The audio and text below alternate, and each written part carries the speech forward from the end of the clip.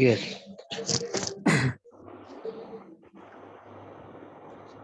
तो अब 2 श्लोक ऐसे बोल दिए हैं जिससे अर्जुन पहले से ही भ्रमित था और भ्रमित हो गया है। क्या करना चाहिए? कर्म करना चाहिए, दूरे न ह्यवरम कर्म, ह्यवरम कर्म, जो निंदनीय कर्म है उसे दूर रखना है। तो कृष्ण यहाँ फिर कह रहे हैं, बुद्धि युक्तो जहातीह उभे सुकृत दुष्कृते तस्माद् योगाय युज्यस्व योग कर्मसु कौशलम। बुद्धि युक्तो जहातीह उभे सुकृत दुष्कृते तस्माद् योगाय युज्यस्व योग कर्मसु कौशलम। हमारे यहाँ एक स्कूल है जिसमें ये प्रॉवर्ब, ये फ्रेज दिया है, योग कर्मसु कौशलम, योग कर्मसु कौशलम। तो कैसे कर्म करना चाहिए ये तो स्कूल में तो सिखाते नहीं है। तो फिर योग कर्मसु कौशलम, कुशलता से कैसे कर्म करना चाहिए, कैसे सिखाएंगे? जब तक कृष्ण भावनामृत में नहीं है तब तक कुशलता से कोई भी कर्म कर नहीं सकते हैं।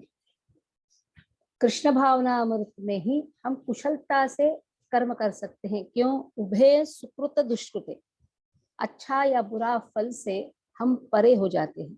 उभय, उभय यानी दोनों में से हमें परे होना है। बुद्धि युक्त जहाती है, जहाती है यानी मुक्त हो जाना है।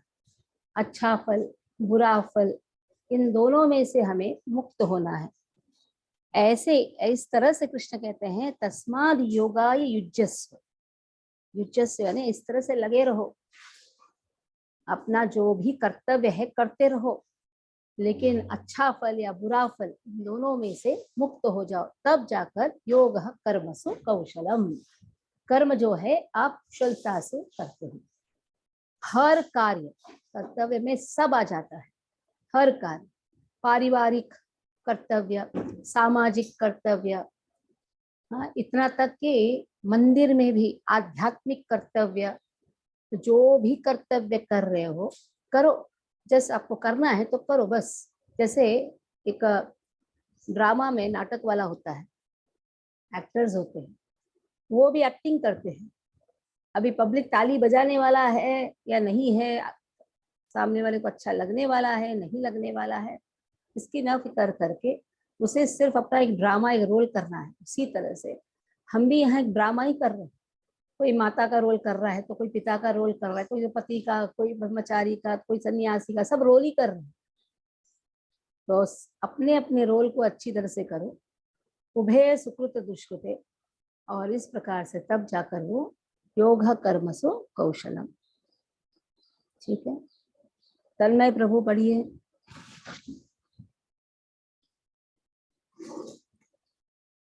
बुद्धि युक्तो जहातीह, आप अनम्यूट कर लीजिए प्रभु, अनम्यूट कर लीजिए। बुद्धि युक्तो जहातीह उभय दुष्कृत सुकृत दुष्कृते उभे सुकृत दुष्कृते दुष्कृते तस्मात् योग युज्यस्व योगो कर्मसु कौशलम। Very good. अभी आपको सबको एक अनुभव तो होता होगा कि अभी आप अच्छी तरह से पढ़ पा रहे हो रहा है कि नहीं? जैसे जैसे भगवत गीता आगे बढ़ते जाएंगे आप एकदम फास्ट पढ़ रहे हैं। एक एक शब्द को न्याय देना है। बुद्धि युक्तो जहा तीह, दीर्घ ह्रस्व में नहीं है, तीह उभे सुकृत दुष्कृते तस्माद् योगाय युज्यस्व, युज्यस्व, यह ना युज्यस्व योगः कर्मसु कौशलम। ठीक है, पढ़िए पढ़िए। मेरा बंगाली ट्रांसलेट माता जी। हाँ, मेरा बंगाली ट्रांसलेट है। अब बंगाली में है, ठीक है। यस माता। सुशांत प्रभु पढ़िए। हरे कृष्ण।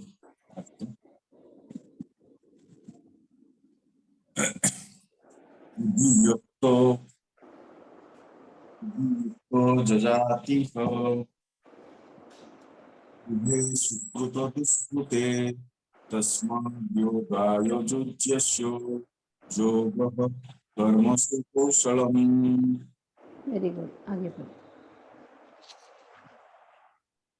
भक्ति में संलग्न मनुष्य इस जीवन में ही अच्छे तथा बुरे कार्यों से अपने के मुक्त कर लेता है। अतः योग के लिए प्रयत्न करे क्योंकि सारा कार्य कौशल यही है। तात्पर्य शिला प्रभुपाद के द्वारा। जय श्री शिला प्रभुपाद की जय। जीवात्मा अनादिकाल से अपने अच्छे तथा बुरे कर्म को फलों को संचित करता रहा है। फलतः वह निरंतर अपने स्वरूप से अनभिज्ञ बना रहा है। इस अनज्ञ अज्ञान को भगवत गीता के उपदेश से दूर किया जा सकता है। यह हमें पूर्ण रूप से भगवान श्री कृष्ण की शरण में जाने तथा जन्म जन्मांतर कर्म फल की श्रृंखला का शिकार बनने से मुक्त होने का उपदेश देती है। अतः अर्जुन के दुष्ट भावनामृतों में कार्य करने के लिए कहा गया है, क्योंकि कर्म फल को शुद्ध होने की यही प्रक्रिया है। कर्म फल के शुद्ध होने की यही प्रक्रिया है। How to purify one's through fruits of actions. ये सबसे मुक्त हो जाओ। मुक्त कैसे होंगे? जब तक किसी को अर्पण नहीं करेंगे मुक्त नहीं होंगे। इसलिए हर कर्म को भगवान को अर्पण करिए। कर्मजं बुद्धि युक्ता ही फलं त्यक्त्वा मनीषिणः जन्म बंध विनिर्मुक्ता पदं गच्छन्त्यनामयम्। कर्मजं बुद्धि युक्ता ही कर्मजं बुद्धि युक्ता ही कर्मजं बुद्धि युक्ता ही फलं त्यक्त्वा मनीषिणः फलं त्यक्त्वा मनीषिणः जन्म बंध विनिर्मुक्ता जन्मबंध विनिर्मुक्ता पदं गच्छन्तनामयम् पदम पदम गच्छन्त्यनामयम्। पदम, ये शब्द पदम कह के भगवान बड़े सूक्ष्म रूप में कह रहे हैं कि ये जो फल है मुझे अर्पण करो। वैसे खुले खुले भगवान कहाँ कहते हैं? सर्वधर्मान परित्यज्य माम एकम शरणं व्रज, मुझे अर्पण करो। मन मना भव मद भक्तो मद्याजी माम नमस्कुरु। ये सब श्लोकों में कृष्ण स्पष्ट रूप में कह रहे हैं, यहाँ सूक्ष्म रूप में कह रहे हैं पदम गच्छन्त नामयम्। पदम, मुझे अर्पण करोगे तब जाकर पदम, पदम यानी भगवान का धाम प्राप्त हो सकता है। कर्मजम बुद्धि युक्ता ही। कर्मजम, कर्म से जम, जम का अर्थ है क्या जन्म लेता है? कर्म से कर्म का फल जन्म लेता है। कर्मजम सकाम कर्मों का कारण यहाँ दिया है, लेकिन कर्म से क्या जन्म लेता है? कर्म फल जन्म लेता है। बुद्धि युक्ता ही, तो उसे क्या करिए? अपनी बुद्धि से युक्ता, युक्ता यानी कनेक्ट कर दीजिए, आप उन्हें जोड़ दीजिए। किसमें? आध्यात्मिक में जोड़ दीजिए। अपनी बुद्धि से उसे दिव्य स्तर को प्राप्त करा दीजिए, यानी भगवान में जोड़ दीजिए, भक्ति में लगा दीजिए। कि निश्चय ही फलम त्यक्त्वा मनीषिणः, इस फल को आप त्यागिए, कर्म करिए, जो भी कर्तव्य है करिए। अब कर्तव्य और कर्म में क्या अंतर है? यह प्रश्न था बालकृष्ण प्रभु का, जो ऑफलाइन अटेंड करते हैं। कर्म जो है ये 3 प्रकार के हैं: सकाम कर्म, निष्काम कर्म और अकर्म। इस सकाम कर्म में भी 3 प्रकार है। वो क्या है? नित्य कर्म, नैमित्तिक कर्म और काम्य कर्म। और अभी हमने सकाम बोला है, निष्काम, सॉरी, सकाम कर्म, विकर्म। विकर्म, ये जो विकर्म है ये निषेध है, ये वेदों में दिया नहीं है। सकर्म, विकर्म, अकर्म। विकर्म वेदों में दिया नहीं, तो इसलिए हमें करना ही नहीं है। लेकिन सकर्म में 3 प्रकार है। नित्य कर्म जिसे हम कर्तव्य कहते हैं, नित्य कर्म जो हमें करना है, ये हमारे कर्तव्य है, ये हमें करना ही है।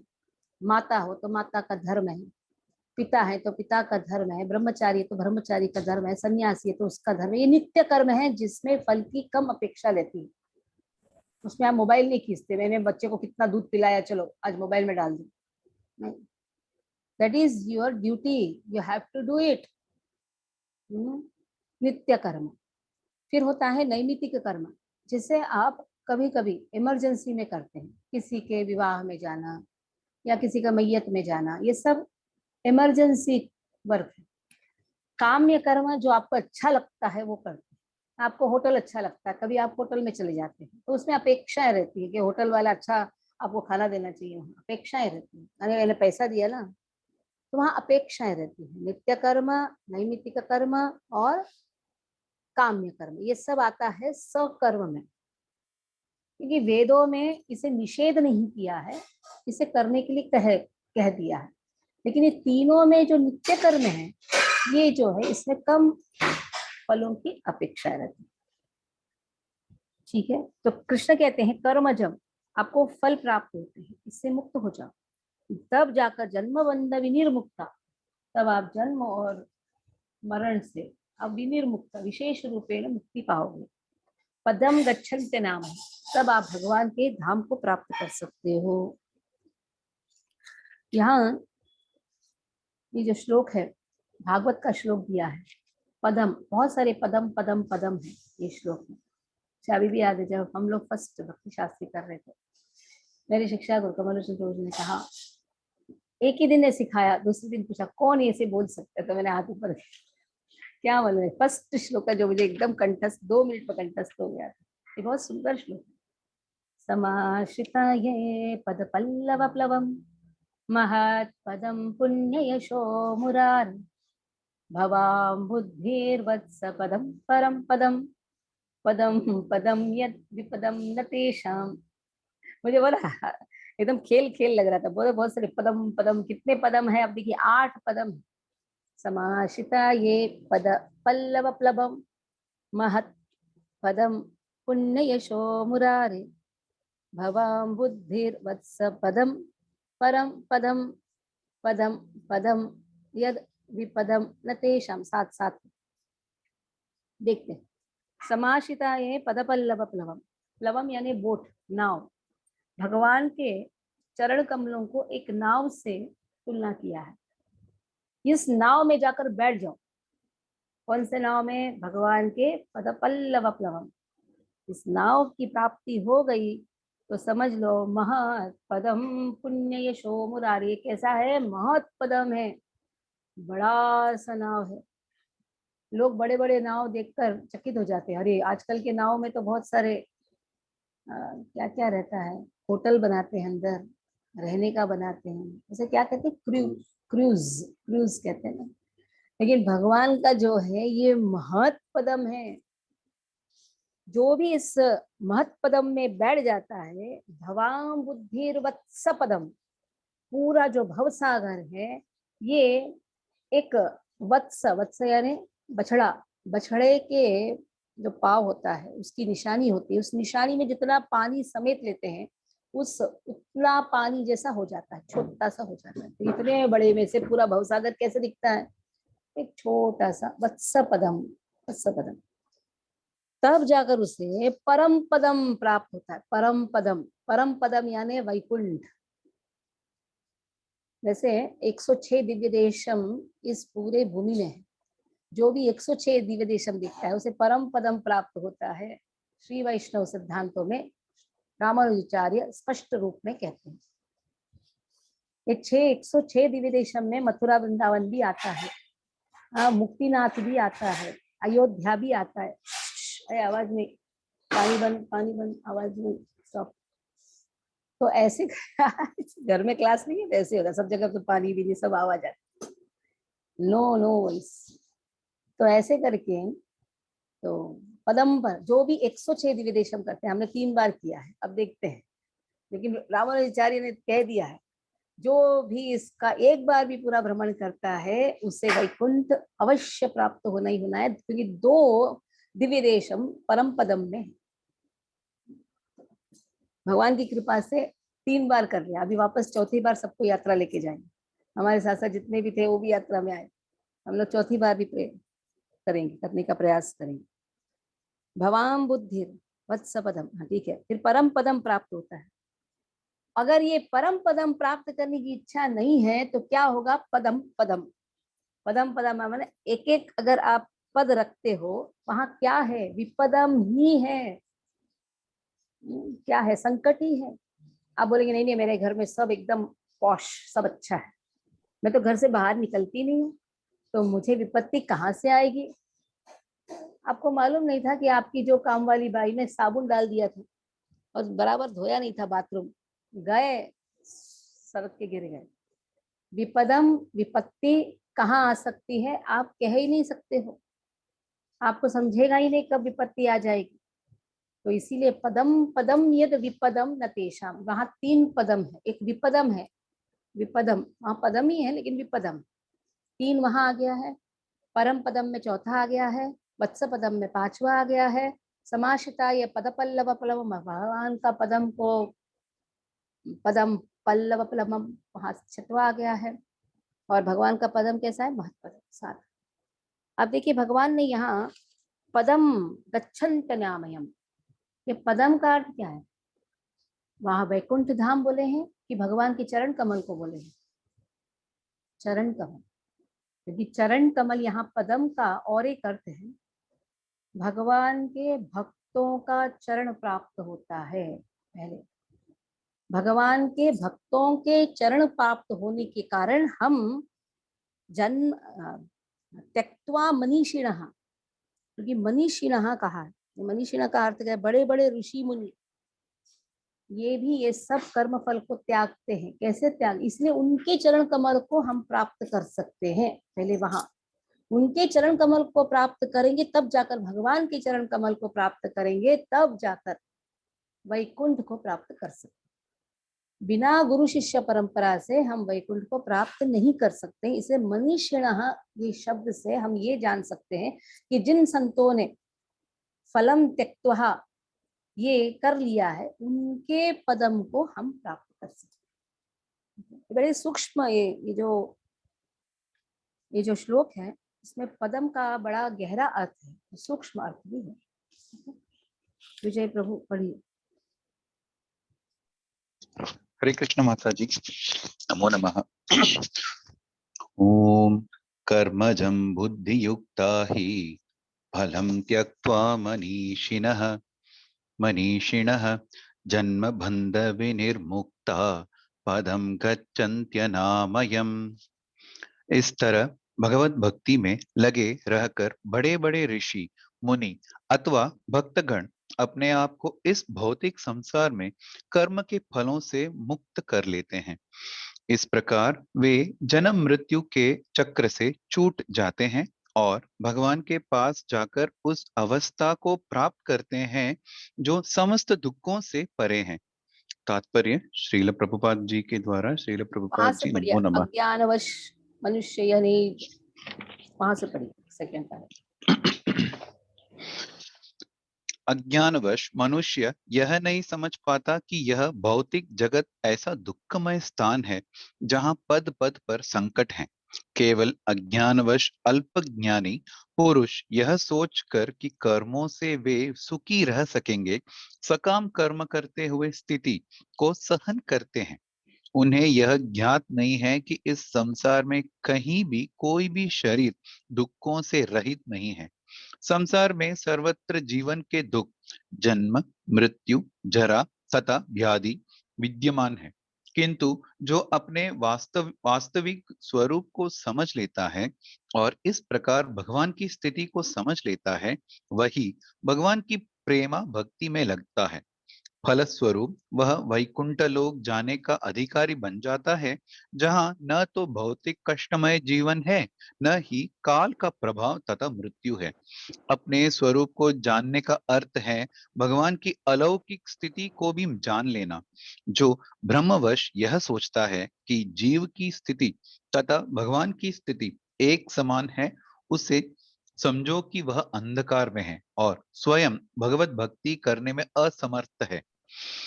वह अपने आप को प्रभु मान लेता है और इस तरह जन्म मृत्यु की पुनरावृत्ति का पथ चुन लेता है। किंतु जो यह समझते हुए कि उसकी स्थिति सेवक की है, अपने को भगवान की सेवा में लगा देता है, वह तुरंत ही वैकुंठ लोक जाने की अधिकारी बन जाता है। भगवान की सेवा कर्मयोग या बुद्धि योग कहलाती है, जिसे स्पष्ट शब्दों में भगवत भक्ति कहते हैं। हरे कृष्णा।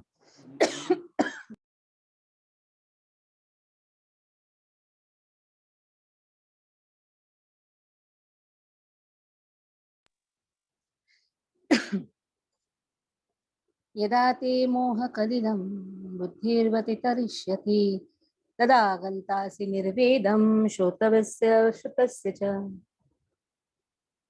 यदा ते मोहकलिलं बुद्धिर्व्यतितरिष्यति तदा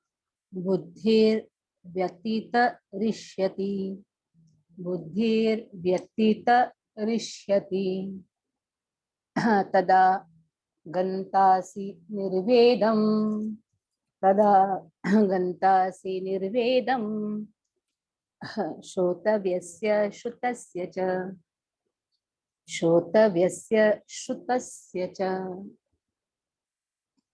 यदा ते मोहकलिलम, एक बड़ा सा घना जंगल है।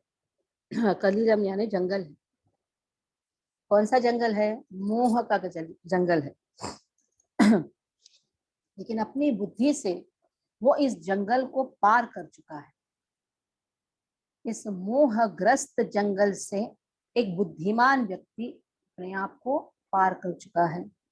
तदा गंतासी निर्वेदम, तब क्या होता है? वो निर्वेदम, निर्वेदम का अर्थ है विरक्ति प्राप्त कर लेता है।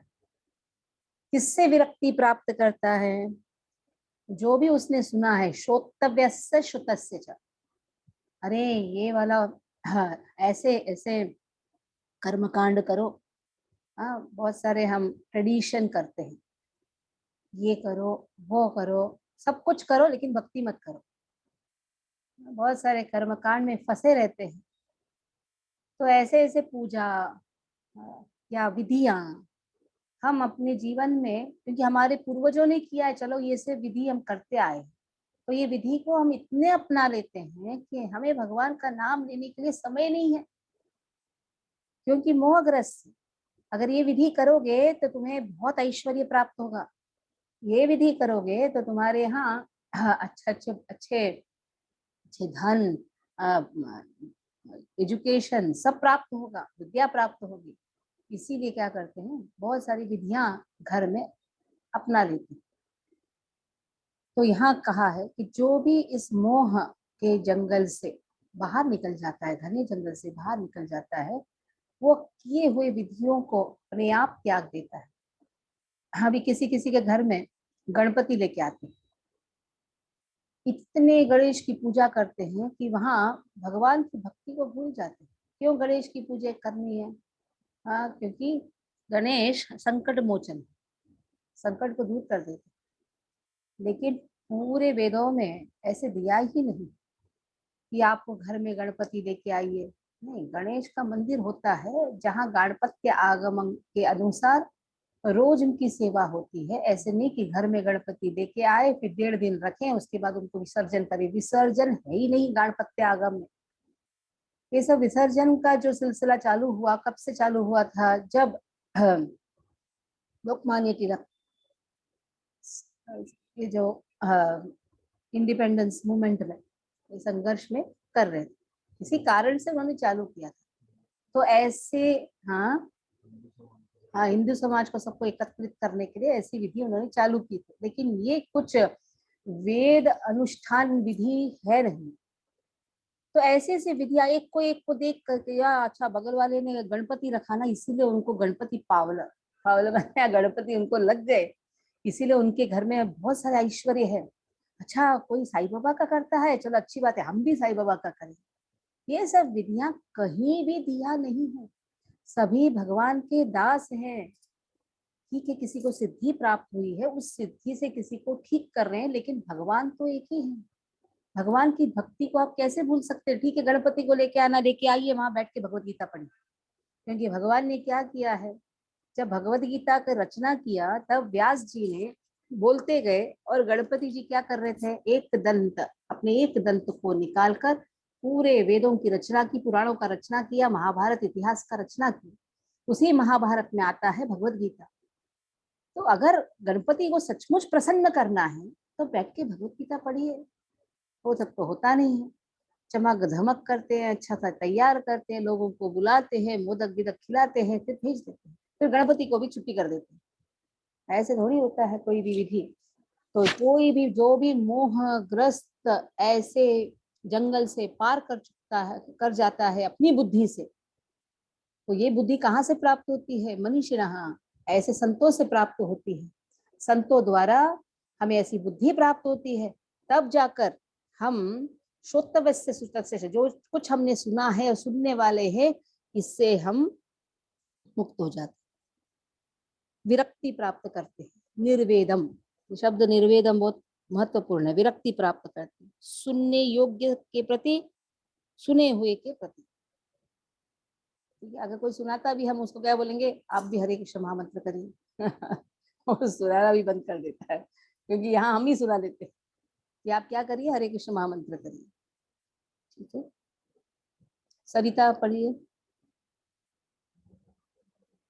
स को स बोलिए, स को श मत बोलिए, प्रोनाउंसिएशन बराबर करिए। गुजराती प्रोनाउंसिएशन से मुक्त हो जाइए। गुजराती नहीं है माता जी, ओडिशा है हमारा घर। अच्छा उड़ीसा है, ठीक है, पढ़िए। हरे यदा ते मोह कलिलं बुद्धि जब व्यतितरिष्यति तदा गन्तासि निर्वेदं श्रोतव्यस्य श्रुतस्य च। वाह, एक भी मिस्टेक नहीं, वेरी जब गुड। जब तुम्हारी बुद्धि मोहरूपी सघन वन को पार कर जाएगी तो सुने हुए तथा सुनने योग्य सबके प्रति अन्य मनस्क हो जाओगे। तात्पर्य श्रीला प्रभुपाद जी के द्वारा। भगवत भक्तों के जीवन में ऐसे अनेक उदाहरण प्राप्त है जिन्हें भगवत भक्ति के कारण वैदिक कर्म कांड से विरक्ति हो गई है। जब मनुष्य श्री कृष्ण को तथा उनके साथ अपने संबंध को वास्तविक रूप में समझ लेता है तो वह सकाम कर्मों के अनुष्ठानों के प्रति पूर्णतया अन्य मनस्क हो जाता है, भले ही वह अनुभवी ब्राह्मण क्यों न हो। भक्त परंपरा के एक महान भक्त तथा आचार्य श्री माधवेंद्रपुरी का कहना है। माधवेंद्रपुरी क्या कहते हैं, देखते। संध्या वंदनम भद्रमस्तु भवतु भो स्नानतुभ्यं नमो भो देवा पितरश्च तर्पण विधौ नाहं क्षमयताम् यत्र क्वापि निवद्य यादवकुलोत्तमस्य कंसद्विषः स्मारं स्मारं अघं हरामि तदलं मन्ये किमन्येन मे। क्या करूं, यादव कुलोत्तमस्य कंस विद्वषः स्मारं स्मारं। कृष्ण का मैं इतना स्मरण कर रहा हूँ कि मुझे, वैसे संध्या वंदनम भद्रमस्तु, संध्या वंदनम रोज करना चाहिए, संध्या वंदन रोज करना चाहिए, लेकिन क्या करूं, जहां भी बैठता हूँ भगवान का नाम लेते रहता हूँ।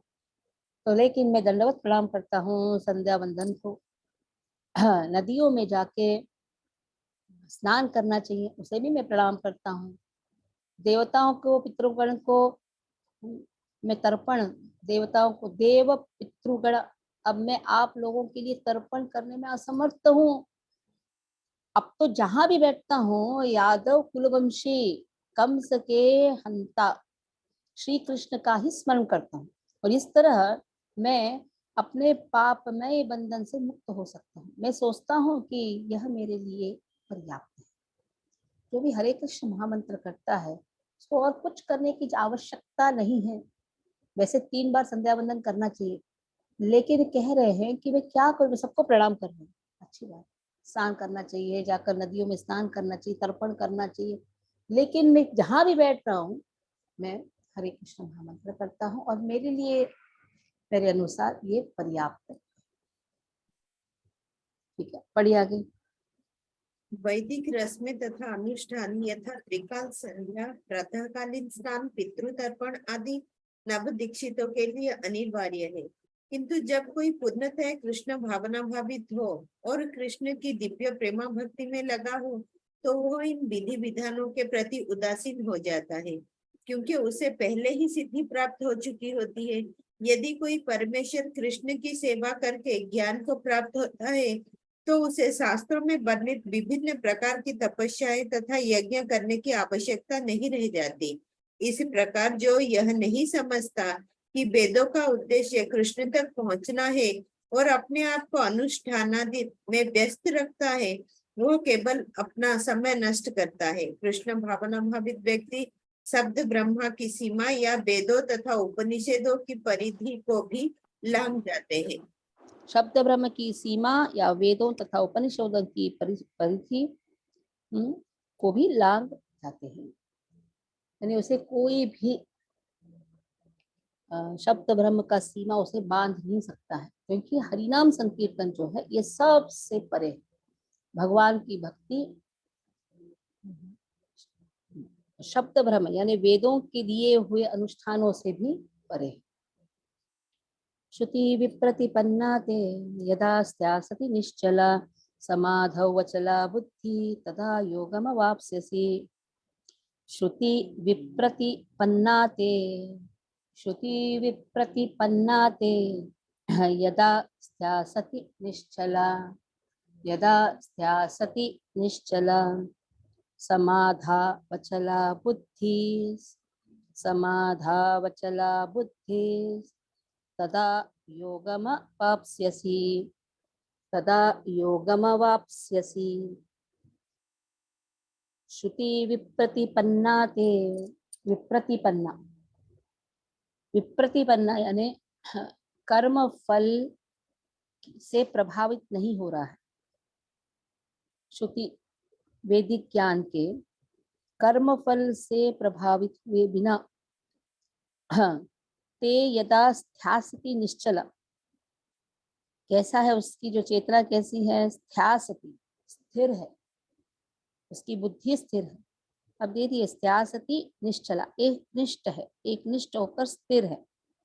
ऐसा व्यक्ति समाधौ, हमने समाधि की परिभाषा देखी थी, सम्यक आधीयते अस्मिन् आत्मतत्व यथात्मे। समाधौ अचलः बुद्धि, अभी कि निश्चला भी दिया है, अचला भी दिया है, दो दिए हैं। अचला बुद्धि, उसकी बुद्धि स्थिर है। तदा योगम अवाप्स्यसि, इस प्रकार से योगम आत्म साक्षात्कार प्राप्त हो जाता है। श्रुति विप्रतिपन्ना थे, श्रुति यानी वेदों में दिए हुए बहुत सारे कर्मकांड, इस कर्मकांडों से न विचलित होकर, न प्रभावित होकर, क्योंकि अर्जुन का प्रश्न था, अर्जुन का एक कारण था। अर्जुन कहता है कि अगर मैं सबको मार दूंगा, चौथा कारण था ना, पहला कारण क्या है, दया, मेरे स्वजनों को कैसे मारूंगा। दूसरा कारण, मैं किसके साथ भोगूंगा। तो कृष्ण ने क्या कहा कि अगर युद्ध में हार भी जाओगे तभी भी तुम्हें स्वर्ग प्राप्त होगा, भोगने का वहां अच्छा अवसर मिलेगा। अगर युद्ध में जीत जाओगे तो पूरे भूमि को राज्य करोगे और भोगोगे। तीसरा है, मैं पाप कर लूंगा, अपने स्वजनों को मार कर मुझे पाप ही मिलने वाला है। तो कृष्ण कहते हैं अगर नहीं युद्ध करोगे तब जाकर तुम पापी बनोगे। अब चौथा कारण है कि अगर सभी को मार देंगे, जितने भी पुरुषों को मार देंगे, तब ये सब अनुष्ठान कौन करेंगे, कर्म में दिए हुए कर्मकांड कौन करेगा। तो उसका उत्तर देते हुए कहाँ से प्रारंभ हुआ, देखिए उत्तर वैसे यहाँ से प्रारंभ, 42 वर्ष, यामिमाम पुष्पिताम वाचम बहुत सारे बनावटी शब्द हैं वेदों में। अब यहाँ 53rd वर्ष में कृष्ण कहते हैं इस बनावटी शब्दों से परे हो जाओ। कर्मकांड में बहुत सारी बनावटी यानी फ्लवरी लैंग्वेजेस हैं, दिखाते हैं और ये करोगे तो तुम्हें ये फल मिलेगा, तो यहाँ से निकलो बाहर, तब जाकर तुम्हारा एक निष्ठ चेतना हो जाएगी, तुम्हारी चेतना एक निष्ठ हो जाएगी। एक निष्ठ यानी व्यवसायत्मिका बुद्धि, एक ही को आप शरण में जाएंगे, एक के शरण में जाएंगे। समाधि, यहाँ समाधौ अचलः, समाधि प्राप्त करोगे, अपने तत्व को जानोगे, आत्म तत्व को पहचानोगे, तब जाकर अचला बुद्धि, अचला बुद्धि यानी स्थिर बुद्धि प्राप्त करो। एक निष्ठ बुद्धि, स्थिर बुद्धि, दो शब्द दिया है। एक निष्ठ बुद्धि यानी एक ही के पास रहो, कृष्ण के पास ही रहेंगे हम, एक ही के पास। और कैसे? स्थिर बुद्धि से, एक निष्ठ बुद्धि और स्थिर बुद्धि, तब जाकर योगम अवाप्स्यसि, योगम अवाप्स्यसि यानी आत्म साक्षात्कार प्राप्त करो। यानी समाधि का यहाँ असली अर्थ दिया है। समाधि यानी आत्म साक्षात्कार होना, अपना पहचान जानना कि मैं भगवान का दास हूँ। ठीक है, यहाँ बहुत बार निश्चला भी दिया है, स्थियासति दिया है, अचला दिया है, समाधि दिया है। बार बार कृष्ण वही कह रहे, एक निष्ठा, स्थिर बुद्धि, अपना पहचान, समाधि, योगम अवाप्स्यसि, ये दोनों शब्द एक ही है। समाधि, योगम अवाप्स्यसि, आत्म साक्षात्कार, आत्म तत्व को जानना। ठीक है, और आत्म तत्व क्या है? मैं भगवान का दास हूँ। ठीक है, अंचल पढ़िए। हरे कृष्णा माता जी। श्रुति विप्रतिपन्ना ते यदा स्थास्यति निश्चला समाधवच्चला बुद्धि तदा योगमवाप्स्यसि। Very good. जब तुम्हारा मन वेदों की अलंकारमयी भाषा से विचलित न हो और वह आत्म साक्षात्कार की समाधि में स्थिर हो जाए, तब तुम्हें दिव्य चेतना प्राप्त हो जाएगी। तात्पर्य श्रीला प्रभुपाद के द्वारा। कोई समाधि में है, इस कथन का अर्थ यह होता है कि वह पूर्णतया कृष्ण भावना भवित है, अर्थात उसने पूर्ण समाधि में ब्रह्मा, परमात्मा तथा भगवान को प्राप्त कर लिया है। आत्म साक्षात्कार की सर्वोच्च स्थिति यह जान लेना है कि मनुष्य कृष्ण का शाश्वत दास है और उसका एकमात्र कर्तव्य कृष्ण भावनामृत में अपने सारे कर्म करना है। कृष्ण भावना भवित व्यक्ति या भगवान के एक निष्ठ भक्त को न तो वेदों की अलंकारमय वाणी से विचलित होना चाहिए, न ही स्वर्ग जाने के उद्देश्य से सकाम कर्मों में प्रवृत्त होना चाहिए।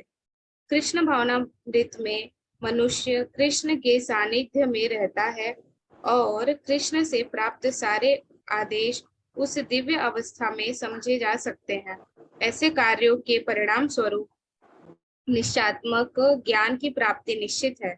उसे कृष्ण या उनके प्रतिनिधि गुरु की आज्ञाओं का पालन मात्र करना होगा। हरे कृष्णा। अब स्थिर बुद्धि, अचला बुद्धि, निश्चला बुद्धि, इसका अर्थ क्या है? स्थित प्रज्ञा। क्या है? प्रज्ञा यानी बुद्धि। स्थित, स्थिर, अचला, स्थिर, समाधि बुद्धि, निश्चला बुद्धि, अचला बुद्धि, स्थिर बुद्धि, इसका एक शब्द दे दिया है स्थित प्रज्ञा। ठीक है, आत्म साक्षात्कारी व्यक्ति, इसको स्थित प्रज्ञ कह सकते हैं हम। तो ऐसे स्थित प्रज्ञ को मैं कैसे पहचानूं? अर्जुन कह रहे, कैसे समझूं कि ये स्थित प्रज्ञ है? ये कैसे, इसका जो, हाँ, बॉडी लैंग्वेज को क्या कहेंगे आप? क्या कहेंगे हिंदी में? क्या कहेंगे आप बॉडी लैंग्वेज को? हाँ, इंगित बोलता है। क्या क्या क्या? बोलिए बोलिए, हिंदी क्लास चाहिए था ना? क्या? हाव भाव। हाव भाव, हाव भाव, वेरी गुड। हाव भाव यानी बॉडी लैंग्वेज। हाव भाव, हाव भाव से ऊपर और कुछ बोल सकते हैं आप? कोई भी एक एक आपको एक सिचुएशन दिया है, आपका उसके साथ कैसे रिएक्शन, यानी आपको दिया हुआ एक व्हाट यू कॉल सिचुएशन, हाँ, परिस्थिति, उस परिस्थिति में आप कैसे उसको कैसे उसको रिएक्ट करते हैं। अगर कभी बहुत सुख है तो आपके ज्यादा सुखी होकर हर्षित हो जाते हैं। आपका बॉडी लैंग्वेज कैसे आप उस सिचुएशन को या परिस्थिति को आप उस समय आप कैसे रिएक्ट करते हैं, उसको हाव भाव भी कह सकते हैं, हाव भाव। और दूसरा है वो कैसे बोलता है, प्रभाषित कैसे बोलता है, कैसे बैठता है, कैसे चलता है, कैट वॉक करता है, डॉग वॉक करता है, कैसे चलता है ना, कैट वॉक होता है ना आजकल। स्थितप्रज्ञ एक आत्म साक्षात्कारी व्यक्ति का बॉडी लैंग्वेज क्या है, कैसे बोलता है, कैसे बैठता है और कैसे चलता है। अर्जुनोवाच स्थितप्रज्ञस्य का भाषा समाधिस्तस्य केशव स्थितधि किं प्रभाषेत समाधिस्तस्य केशव। इसे कंठस्थ कर लीजिए, बहुत सुंदर श्लोक है। अर्जुन उवाच स्थितप्रज्ञस्य का भाषा, प्रभुपाद ने भाषा को भाषा ही बोला है, वहाँ हाव भाव नहीं बोला है, भाषा। स्थितप्रज्ञस्य का भाषा समाधिस्थस्य केशव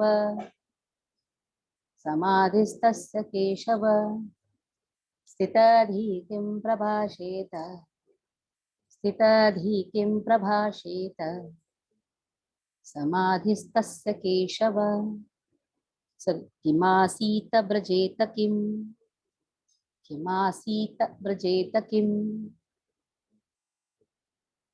स्थितप्रज्ञ यानी जो कृष्ण भावनामृत में स्थित है, आत्म साक्षात्कार यानी कृष्ण भावनामृत में स्थित है, ऐसे व्यक्ति का भाषा क्या है? जो समाधि तस्य है, जो समाधि में स्थित है। अब देखिए दो बार कहा है, कृष्ण भक्ति में स्थित है, समाधि में स्थित है। हे केशवा, कृष्ण को यहाँ केशव कहा है। केशव यानी जिसने केशी नामक असुर को संहार किया है। तो हमारे अंदर भी बहुत सारी मिसअंडरस्टैंडिंग होते, कंफ्यूजन होते, हम भी भ्रमित हो जाते हैं। तो कृष्ण हमारे भ्रम को आप दूर करिए।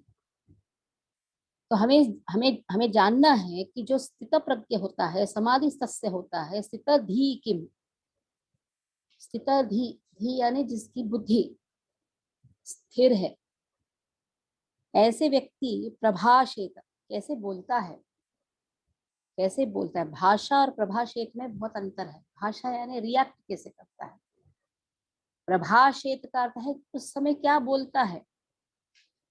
किम आसीता कैसे बैठता है, यानी अपनी इंद्रियों को कैसे विरक्त कर देता है, कैसे चलता है, इंद्रियों को कैसे उपयोग करता है, कहाँ उपयोग करता है, इंद्रियों को उपयोग कहाँ करना चाहिए और कहाँ उसको वहां से दूर कर लेना चाहिए। हमेशा इंद्रियां है, कान है बोलकर सब गाना सुनते बैठना नहीं। कान है बोलकर फालतू बातें नहीं सुनना है। कान दिया है, लेकिन क्या सुनना चाहिए, क्या नहीं सुनना चाहिए, किस चीज को निषेध करना चाहिए, किस चीज को हमें ग्रहण करना चाहिए, ये सिखाया है। ये कौन सिखाते हैं? स्थित प्रज्ञ सिखाते हैं, स्थित किम सिखाते हैं, और समाधिस्तस्य। एक ही व्यक्ति आत्म साक्षात्कार को 3 नाम दिए हैं, स्थित प्रज्ञ, स्थित किम और समाधिस्थस्य। तो यहाँ तात्पर्य में प्रभुपाद लिखते हैं, एक मूर्ख व्यक्ति जब तक मुंह नहीं खोलता है ना, तब तक कोई उसको पहचानता नहीं है। अगर मूर्ख है तो पंडित के सभा में चुपचाप बैठना चाहिए, सब लोग सोचेंगे हाँ बहुत अच्छा है। चुपचाप बैठा है, महान पुरुष है। मुंह खोलेगा तब उसका अस्तित्व जान सकते सब। तो यहाँ कहा है कि शब्द जो है, उस शब्द से ही एक व्यक्ति का पहचान है, वो क्या बोलता है उसी से हम उसको परख सकते हैं कैसे बोले। इसलिए speech is the important aspect. जो बोलते हैं ना, उसको देखकर बोलना चाहिए क्या बोल रहे हैं। Speech is the most important aspect. ये भी कहा है हमारा जो टंग है ये सबसे सॉफ्ट ऑर्गन है, सबसे सॉफ्ट। लेकिन उसके पास इतनी क्षमता है कि आपके दांत को वो तोड़ सकती है। फालतू बात करिए, कोई आकर आपको एकदम मुक्का मार दे। Tongue is the softest organ, सबसे सॉफ्ट है। इसलिए हमें कैसे शब्द बोलना है, ये भी लिखा है, pen is mightier than sword. आप जो बोलते हो वो किसी के अंदर वो छाप हो जाती है। इसलिए जो शब्द यूज करते हैं संभल के हमें यूज करना है, खास करके जब मैत्री भाव रहता है वहाँ। अब प्रभुपाद फूल्स एंड रास्कल्स बोल सकते हैं, टीचर अपने स्टूडेंट को डांट सकते हैं, लेकिन जो समय है उनके साथ हमें मैत्री भाव, वहाँ हम ऐसे शब्दों को, कभी निंदनीय शब्दों को इस्तेमाल नहीं करना चाहिए। एक बार आप झापड़ भी मार दो तो कोई भूल जाएगा, लेकिन कटु शब्दों को भूलना बहुत बहुत कठिन है। ठीक है, पढ़िए। कौन पढ़ेंगे? रूमा माता जी पढ़िए। हरे कृष्ण माता जी, दंडवत प्रणाम। अर्जुन उवाच स्थित प्रज्ञस्य का भाषा समाधिस्थस्य केशव स्थितिधि किं प्रभासेत किमासीत व्रजेत किम। अर्जुन ने कहा, हे कृष्ण, अध्यात्म में लीन चेतना वाले व्यक्ति के क्या लक्षण है, वह कैसे बोलता है तथा उसकी भाषा क्या है, वह किस तरह बैठता और चलता है। तात्पर्य, श्रील प्रभुपाद के द्वारा जिस प्रकार प्रत्येक व्यक्ति के उसकी विशिष्ट स्थिति के अनुसार कुछ लक्षण होते हैं, उसी प्रकार कृष्ण भावना भावित पुरुष का भी विशिष्ट स्वभाव होता है, यथा उसका बोलना, चलना, सोचना आदि। जिस प्रकार धनी पुरुष के कुछ लक्षण होते हैं जिनसे वह धनवान जाना चाहता है, जिस तरह रोगी अपने रोग के लक्षणों से रुग्ण जाना जाता है, या कि विद्वान अपने गुणों से विद्वान जाना जाता है, उसी तरह कृष्ण की दिव्य चेतना से युक्त व्यक्ति अपने विशिष्ट लक्षणों से जाना जाता है। इन लक्षणों को भगवत गीता से जाना जा सकता है, किंतु सबसे महत्वपूर्ण बात यह है कि कृष्ण भावना भावित व्यक्ति किस तरह बोलता है, क्योंकि वाणी ही किसी मनुष्य का सबसे महत्वपूर्ण गुण है। कहा जाता है कि मूर्ख का पता तब तक नहीं लगता जब तक वह बोलता नहीं। एक बने ठने मूर्ख को तब तक नहीं पहचाना जा सकता जब तक वह बोले नहीं, किंतु बोलते ही उसका यथार्थ रूप प्रकट हो जाता है। कृष्ण भावना भावित व्यक्ति का सर्व प्रमुख लक्षण यह है कि वह केवल कृष्ण तथा उन्हीं से संबद्ध विषय के बारे में बोलता है। फिर तो अन्य लक्षण स्वतः प्रकट हो जाते हैं जिनका उल्लेख आगे किया गया है। हरे कृष्ण। अब इसका सब आंसर लिख लीजिए, इसका चर्चा हम करेंगे अगले शनिवार। 54 का आंसर है। 54 में जो 4 दिए हैं, आभाषा, उसका हाव भाव ना क्या कहा है, भाषा, भाषा क्या है, उसका आंसर है 55 में। ये आज हम करने का प्रयास करते हैं। 55 में इसका आंसर कैसे बोलता है, 56 57 में कैसे बोलता है वो दिया है। कैसे बैठता है, 58 59 60 60 61 यहाँ तक। उसका पतन कैसे होता है, 62 63 में। 64 से 71 तक कैसे चलता है। देखिए किसमें ज्यादा एम्फेसिस किया, कैसे चलना है। अब उसका भाषा क्या है। श्री भगवान उवाच प्रजाहाति यदा कामान् सर्वान् पार्थ मनोगतान् आत्मन्येवात्मना तुष्टः स्थितः प्रज्ञस्तदोच्यते। श्री भगवान उवाच प्रजाहाति यदा कामान्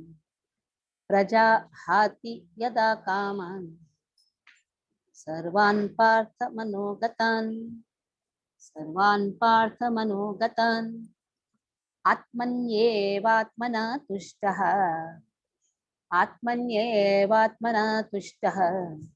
स्थितप्रज्ञस्तदोच्यते। अब प्रजाहाति यदा कामान् यानी इच्छा, इंद्र तृप्ति करने की इच्छा है तो प्रजाहाति छोड़ देता है, त्याग देता है। सभी प्रकारों के इंद्र तृप्ति को आत्म साक्षात्कारी व्यक्ति त्याग देता है। मनः गतान्, ये मन में ही पहले इंद्रिय तृप्ति जागृत होती है। मनोगतान, मनोरथ में, ये मन के रथ में इंद्रिय तृप्ति जागृत होती है। वहीं के स्तर पे वो उसे त्याग देता है। आत्मन्येव आत्मनः तुष्टः, आत्मन्येव आत्मनः, आत्मनि एव आत्मनः, 2 बार आत्मनि आत्मनि कहा है। आत्मनि एव आत्मनः, अभी आत्मा संतुष्ट है, क्यों? क्योंकि उसका मन भगवान में केंद्रित है। अब कभी कभी आप आत्मनि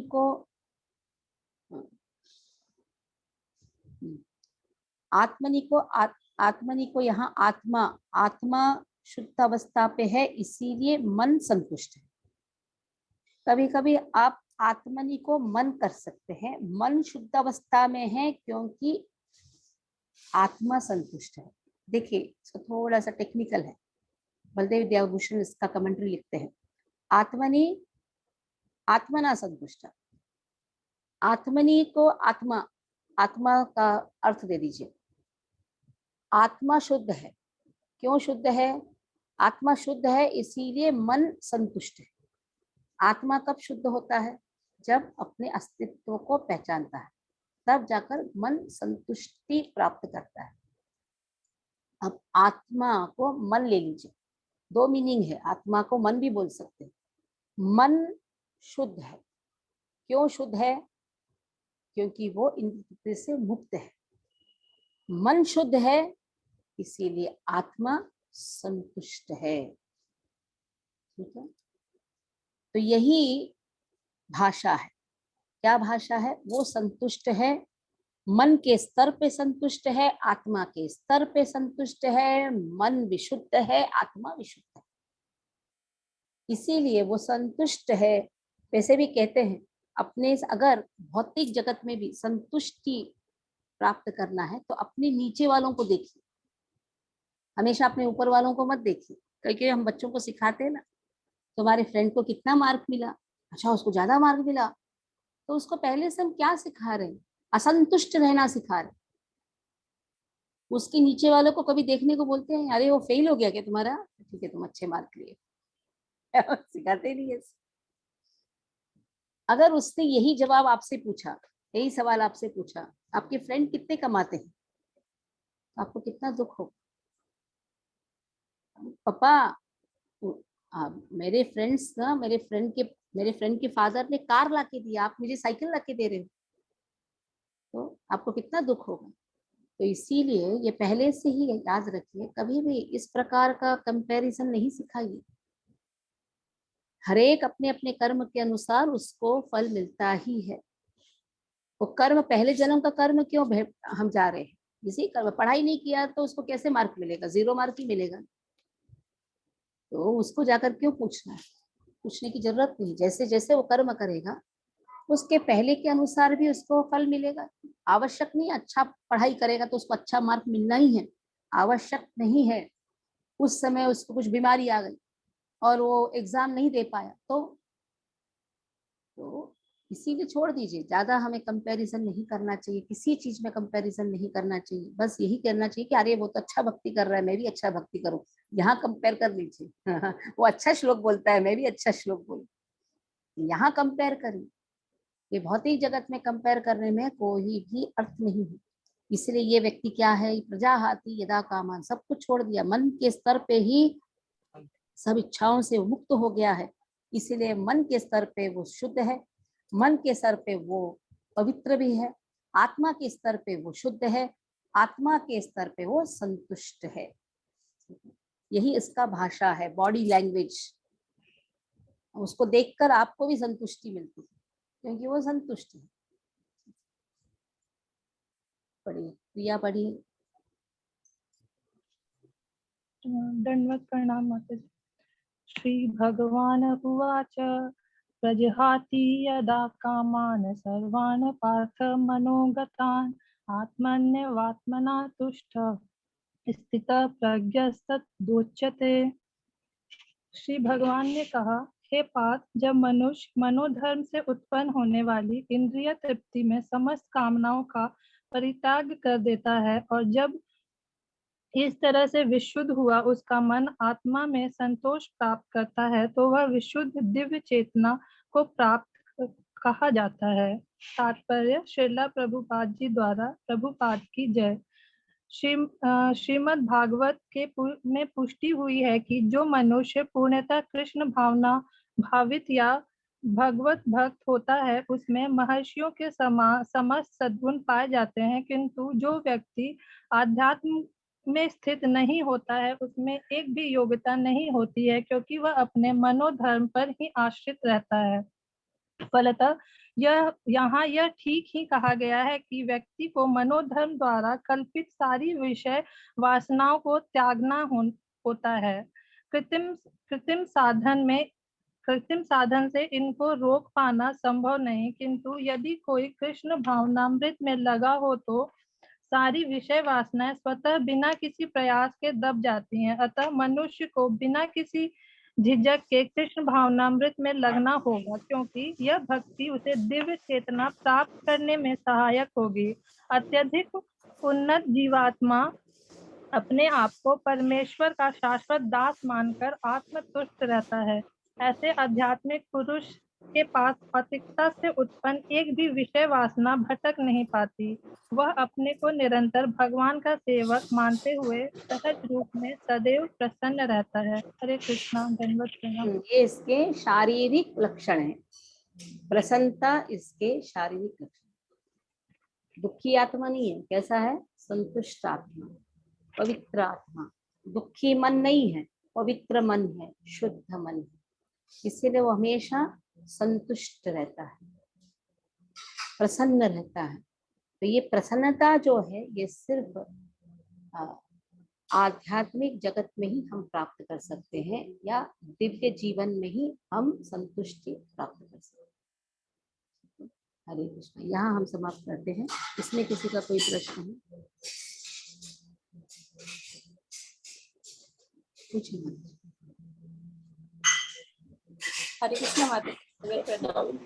माता जी, ये जैसे अर्जुन ने पूछा, तो हम भी जब जैसे लोगों को पता चलता है कि हम इस्कॉन से हैं, तो लोग हम जैसे नेबर्स ही है। अब कुछ भी ऐसा जैसे अब उन्होंने कुछ ले लिया, बर्तन ही ले लिया, तो वो वापस ही नहीं करते कि अब हम इतने जाने तो नहीं हो गए कि अपने बर्तन भी देना शुरू कर दें। और अगर उनसे वापस मांग लो तो उनको बहुत बुरा लगता है। ऐसे ही बहुत कुछ है जिसमें थोड़ा आपको डांट कर बात करनी पड़ती है, तो उसमें भी पब्लिक को जज करना शुरू हो जाते हैं कि इसने मतलब माला करती है लेकिन इस पे कोई प्रभाव ही नहीं पड़ता। देखो बात कितनी मतलब कैसे कटु वचन बोलते हैं। तो माता जी, इसको कैसे हैंडल करें हम? हमें इस व्यवहार से दूर होना चाहिए, जितना हो सके ऐसे सामाजिक व्यवहार से दूर होना चाहिए कि इसको कुछ देना, इसको कुछ देना, इसीलिए अच्छा बनने का प्रयास ही नहीं करना। हो सके उतना हमें हरे क्षमा मंत्र करो, देख सोच समझ के किसी से मैत्री भाव करें, क्योंकि हम अब तक उस स्तर पे नहीं है कि हम सबसे मैत्री भाव कर सकते। जो आत्म साक्षात्कारी हैं वो ब्रावरीज पे जाके भी बैठ सकते हैं क्योंकि उन्हें कोई प्रभाव नहीं होता है। हम उतने स्तर पे नहीं हैं, इसीलिए जैसे पहले हमें चाकू पकड़ना नहीं आता है तो हमें चाकू से दूर रखते हैं, लेकिन ये फाइनल उपदेश नहीं है। जब तक हमारे अंदर उतना मेच्योरिटी आने तक हम सबसे मैत्री भाव नहीं कर सकते, क्योंकि सबके स्वभाव को हम झेल नहीं पाते। फिर हम उनको अंदर दोष देखते हैं।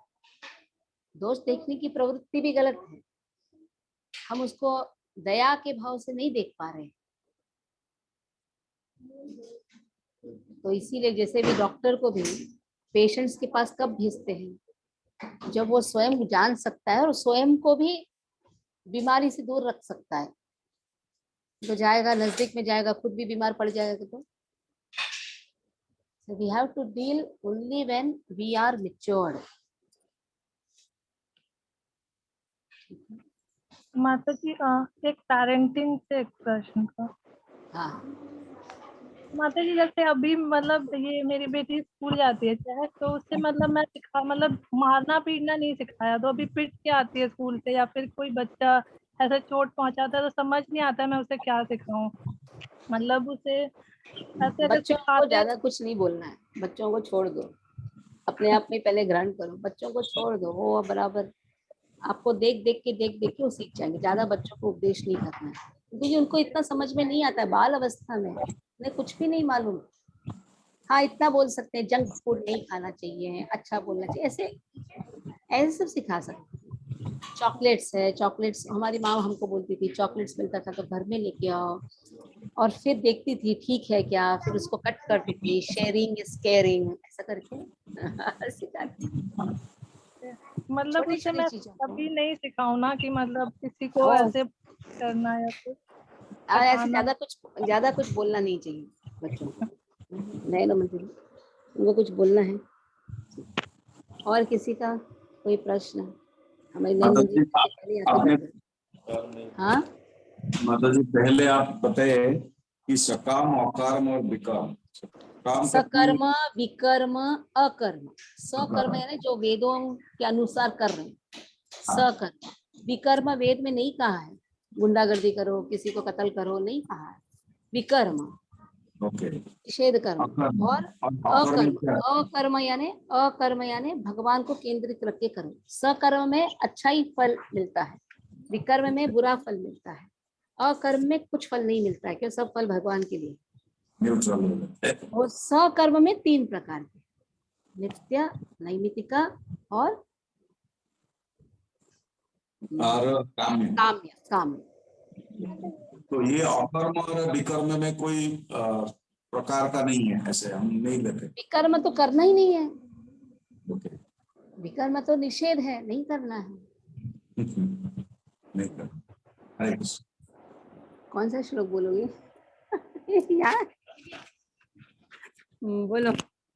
मतेर्न कृष्णे परतः स्वतो वा मिथो विपद्येत गृहवृतानाम् अदान्त गोभिर्विशता तमिस्रं पुनश्च वितचर्मलानां। Very good. जिनके ऊपर जिनका मन भगवान के ऊपर नहीं रहता है, और लोग एक ही चीज को चबाते रहते हैं बार बार। मतीर्ण कृष्णः परतः सतो वा मितो भिबध्येत ग्रहप्रतानाम् अदांत गोभीर विशते तमिश्रम पुनः पुनश्चर्वित चर्वलानाम। बहुत इंपॉर्टेंट श्लोक है। प्रहलाद महाराज का इंस्ट्रक्शंस अपने पिताजी को कहते हैं, ओ मूर्ख पिताजी, मूर्ख बोले नहीं है लेकिन पिताजी तुम्हारा मति कृष्ण में नहीं है, इसीलिए तुम्हें कितने भी उपदेश कोई भी दे कुछ फायदा नहीं है। क्यों? आप वही चीज को बार बार खा रहे हो, बार बार खा रहे हो। तुम्हें कुछ बोलना है? अरे बोल। चहक को कुछ बोलना है? हमारे बच्चों का भी क्लास है, आ जाओ। चहक को कुछ बोलना है? बोलो। हरे कृष्ण तो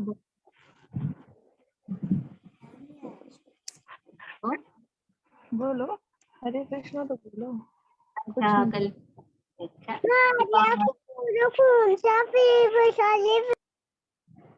पतितानां पावनेभ्यो वैष्णवेभ्यो नमो नमः। वैष्णव वृंद की जय। श्रील प्रभुपाद की जय।